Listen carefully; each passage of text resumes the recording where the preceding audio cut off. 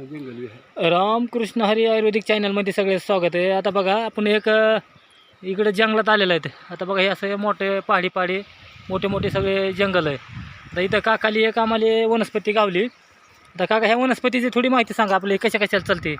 मी वैद्य अवधूत संजीवनी बेट वडवळ नागनाथ या बेटाचा वैद्य आहे आणि मी वनस्पती जाणकार आहे.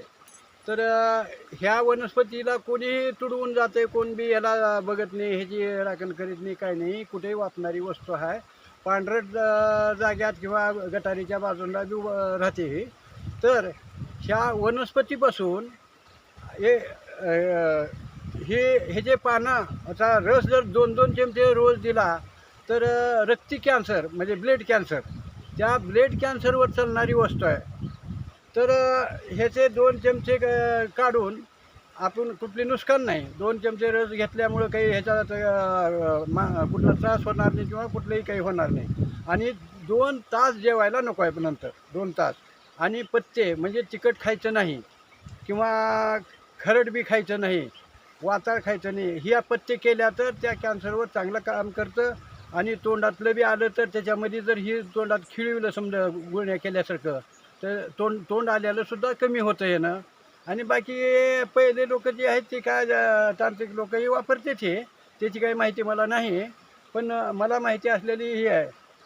तर ह्याचा उपयोग करून घ्यावा. हो का, आता ही आता जवळून तुम्हाला दाखवतो झाड. आता बघा ह्याचे फुलं असे पांढरे राहतात आणि असे असे पान आहेत. तर काकाईचं म्हणणं ही झाड जे आहे, कॅन्सर तुमचा रक्ती कॅन्सर जर असला तर रक्ताचा कॅन्सरवर ह्या पाला काढून ह्याचे 2-2 चमचे पाल्याचा रस घ्यायचा.